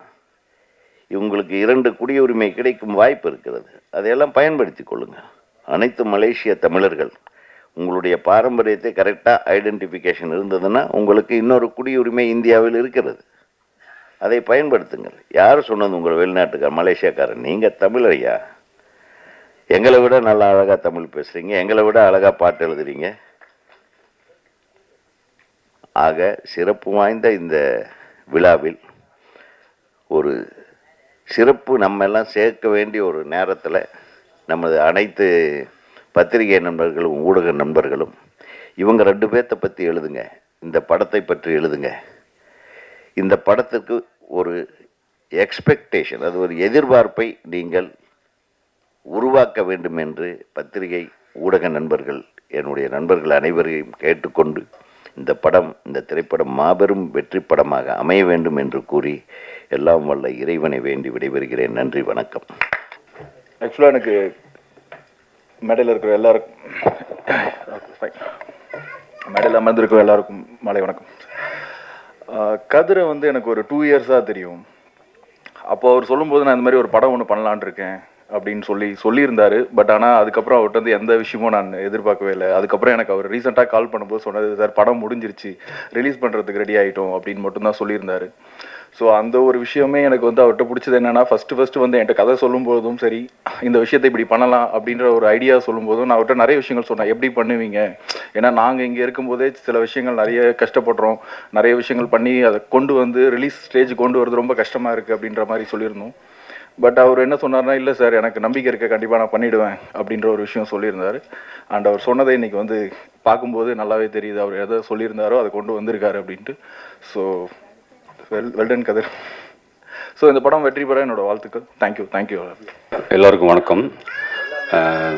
இந்த அழைப்பை எடுத்து வந்தது எல்லாருக்கும் ரொம்ப ரொம்ப நன்றி. கண்ணீரா இந்த படம் வந்து மலேசியாவில் வந்து 30 நாள் ஷூட் பண்ணியிருக்காங்க. ரொம்ப ஸ்க்ரீன் பிளே வைஸ் வந்து பார்த்திங்கன்னா அவங்க மேடம் வந்து ரொம்ப கடுமையான விஷயங்கள்லாம் எழுதியிருக்காங்க. இது வந்து family mellow drama love story. Sensor வந்து யூ சர்டிஃபிகேட் ஆகிருக்கு. ஸோ இது வந்து ஒரு பெஸ்ட் அட்டம்ப்டாக நாங்கள் ட்ரை பண்ணியிருக்கோம். நீங்கள் ப்ரெஸ் அண்ட் மீடியா பீப்புள் பார்த்துட்டு இது வந்து ஒரு நல்ல ஒரு ஃபீட்பேக் தந்தால் எங்களுக்கு அடுத்த ஒரு ப்ராஜெக்ட் பிளான் பண்ணி போயிட்டுருக்கு. ஸோ அதுக்கு பெரிய சப்போர்ட்டாக இருக்கும். ஒரு சின்ன டீம் ரொம்ப கடுமையாக உழைச்சிருக்கோம். ஸோ அதோட உழைப்பு வந்து ஸ்க்ரீனில் நீங்கள் பார்த்துருப்பீங்க, அது தெரிஞ்சிருக்கும். படத்தை பார்த்துட்டு உங்களுடைய கருத்துக்களை கொடுக்குமாறு நான் தாழ்மையாக கேட்டுக்கிறேன். எல்லோருக்கும் நன்றி, வணக்கம். இனிய மாலை வணக்கம். இந்த மேடைக்கு என்னை அழைத்ததற்கு கண்ணீரா ப்ரொடக்ஷன்ஸும் உத்ரா ப்ரொடக்ஷனுக்கும் மிக்க நன்றி. மேடையில் வந்திருக்கும் அனைவருக்கும் மாலை வணக்கம். பத்திரிகையாளர் மற்றும் ஊடக நண்பர்களுக்கும் என்னுடைய இனிய மாலை வணக்கம். நான் ஒரு சின்ன தயாரிப்பாளர். ரொம்ப கஷ்டப்பட்டு வாக என்ற படத்தை எடுத்திருக்கோம். என்னுடைய சின்ன வேண்டுகோள் என்னன்னாக்கா, இந்த சின்ன தயாரிப்பாளர் சங்கம் வந்து சின்ன ப்ரொடியூஸ் பண்ணுறவங்களுக்கு படம் விற்பனைக்கு தேவையான உக்திகளை தகுந்த நேரத்தில் ஹெல்ப் பண்ணி அவங்கள மேல் கொண்டு வரணும். அப்போ தான் அவங்க வந்து மேலும் சில ப்ரொடக்ஷன் பண்ணணும்னு நினைக்கிறாங்க. அதுக்கு வந்து அவங்க ஹெல்ப் பண்ணணும். சேட்டலைட்ஸ், ஓடிடி, இந்த மாதிரி புது இயக்குநர்களை நம்பி தான் படம் எடுக்கிறோம் நம்ம.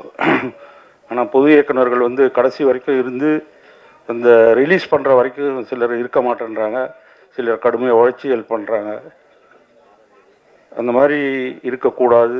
மேலும் புதிய இயக்குநர்கள் வந்து இது வந்து மனசில் வச்சுட்டு எங்களை போல் சின்ன ப்ரொடியூசருக்கு தகுந்த நேரத்தில் உதவி பண்ணணும்.